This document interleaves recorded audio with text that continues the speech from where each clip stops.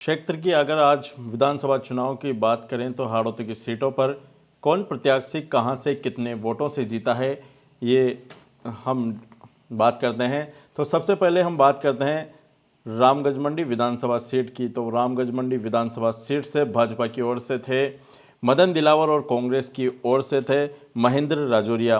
तो यहां से भाजपा प्रत्याशी मदन दिलावर ने 18,422 वोटों से जीत दर्ज की है। वहीं महेंद्र राजौरिया यहां पर दूसरे स्थान पर रहे हैं। रामगंज मंडी के बाद अब हम बात करते हैं कोटा की पीपलदा विधानसभा सीट की। तो यहां से भाजपा की ओर से प्रेम गोचर मैदान में थे, तो वहीं कांग्रेस की ओर से चेतन पटेल कोलाना को मैदान में उतारा गया था। यही इस सीट पर चेतन पटेल कोलाना ने 21,005 वोटों से जीत दर्ज की है और भाजपा के प्रेम गोचर यहां पर हार गए हैं। अगली सीट है लाडपुरा की। कोटा लाडपुरा की सीट से पूर्व विधायक कल्पना देवी फिर से विधायक के रूप में चुनी गई है। यहां पर कांग्रेस की ओर से नईमुद्दीन गुड्डू मैदान में उतारे गए थे, जिन्हें भाजपा की कल्पना देवी ने लगभग 25,522 वोटों से हरा दिया है। अगली सीट की हम बात करते हैं कोटा दक्षिण। कोटा दक्षिण विधानसभा सीट पर भाजपा की ओर से संदीप शर्मा मैदान में थे, तो वहीं कांग्रेस की ओर से राखी गौतम मैदान में थी। बताया जा रहा था कि राखी गौतम का जनाधार बहुत तगड़ा है और ये संदीप शर्मा को कड़ी टक्कर देगी, लेकिन ऐसा परिणामों में हमें देखने को नहीं मिला और एक बार फिर संदीप शर्मा कोटा दक्षिण की सीट से लगभग 11,962 वोटों से जीत गए हैं। इसके बाद हम बात करते हैं बहुचर्चित सीट कोटा उत्तर की। तो यहाँ से भाजपा की ओर से थे मदन दिलावर, तो वहीं कांग्रेस की माफ करना कोटा उत्तर से भाजपा की ओर से थे प्रहलाद गुंजल और कांग्रेस की ओर से थे शांति धारीवाल।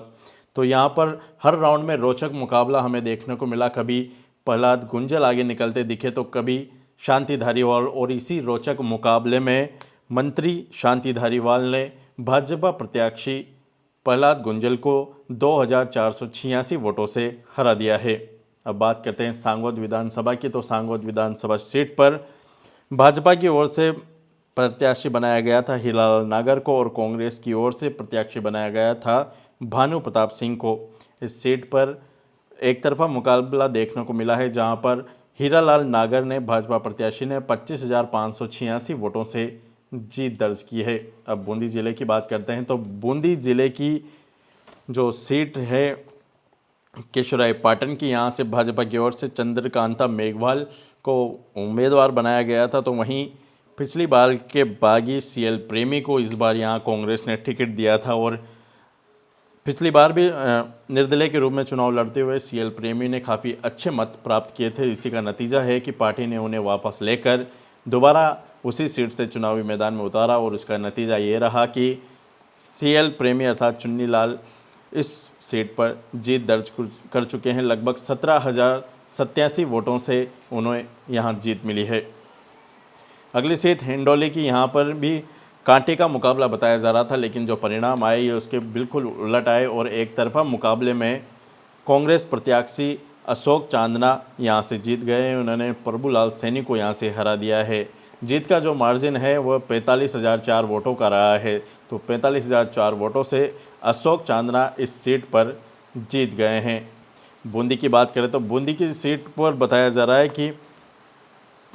था कि काफ़ी अच्छी टक्कर मिली है और जो रूपेश शर्मा यहाँ से बीजेपी की बागी हुए थे उनका कहीं ना कहीं यहाँ खामियाजा देखने को मिला है। और भाजपा की ओर से प्रत्याशी अशोक डोगरा थे, तो कांग्रेस की ओर से हरिमोहन शर्मा को यहाँ प्रत्याशी बनाया गया था। इस मुकाबले में हरिमोहन शर्मा ने भाजपा के अशोक डोगरा को 18,814 वोटों से हरा दिया है। अब बात करते हैं 12 की किशनगंज सीट पर ललित मीणा बीजेपी की ओर से उम्मीदवार थे, तो कांग्रेस की ओर से निर्मला सहरिया मैदान में थी। इस सीट पर 22,281 वोटों से भाजपा प्रत्याशी ललित मीणा ने एक तरफा जीत दर्ज की है। बात करते हैं एक और बहुचर्चित सीट की।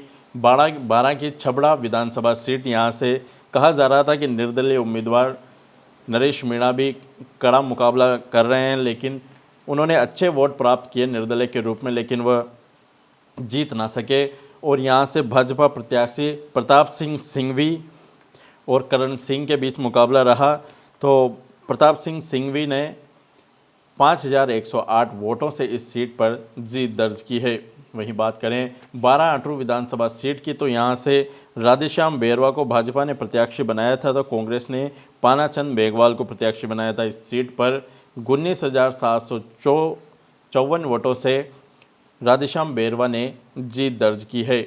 बात करें एक और बहुचर्चित सीट अंता की, तो यहाँ रोचक मुकाबला देखने को मिला। कई राउंड में प्रमोद जैन भाया जो मंत्री रहे हैं वो भी आगे निकलते दिखे, तो किसी राउंड में कंवरलाल मीणा आगे निकलते दिखे, लेकिन अंत के जो राउंड रहे उनमें लगातार कंवरलाल मीणा की बढ़त चलती गई और इस सीट को कंवरलाल मीणा ने 5081 वोटों से जीत लिया है।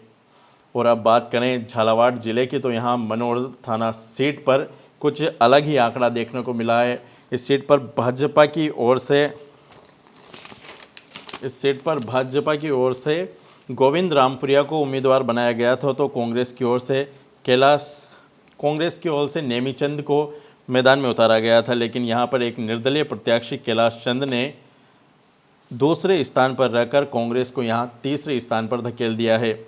यहाँ इस सीट पर गोविंद रामपुरिया ने 24,865 वोटों से जीत दर्ज की है। यहाँ पर कांग्रेस तीसरे स्थान पर रही है, जबकि निर्दलीय इस सीट पर दूसरे स्थान पर रहा है।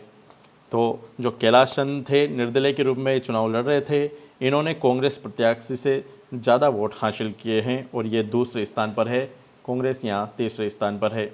अगली सीट खानपुर में यहाँ पर पूर्व विधायक रहे नरेंद्र नागर इस बार हार चुके हैं और कांग्रेस की ओर से उम्मीदवार बनाए गए सुरेश गुर्जर इस बार यहाँ से जीत रहे हैं। सुरेश गुर्जर ने नरेंद्र नागर को करीब 8,425 वोटों से यहाँ शिकस्त दी है। अगली बात करें डग सीट की, तो डग सीट पर कालूराम को भाजपा ने उम्मीदवार बनाया था, तो वहीं चेतराम गहलोत को कांग्रेस ने उम्मीदवार बनाया था। इस सीट पर कालूराम ने चेतराम को 22,261 वोटों से हरा दिया है और उनकी जीत इस सीट पर हुई है। डग झालावाड़ जिले का ये विधानसभा क्षेत्र है और वसुंधरा राजे का इन सभी सीटों पर खासा असर देखने को मिलता रहा है और इस बार भी कुछ ऐसा ही नज़ारा देखने को मिला है। हालांकि खानपुर सीट यहाँ से ज़रूर बीजेपी को गंवानी पड़ी है। पूर्व मुख्यमंत्री वसुंधरा राजे की झालरापाटन सीट पर भी यही मुकाबला देखने को मिला। एक तरफा उन्होंने जीत दर्ज की। यहाँ से वसुंधरा राजे सिंधिया के सामने कांग्रेस ने रामलाल चौहान को मैदान में उतारा था, जिसे वसुंधरा राजे सिंधिया ने 53,193 वोटों से हरा दिया है।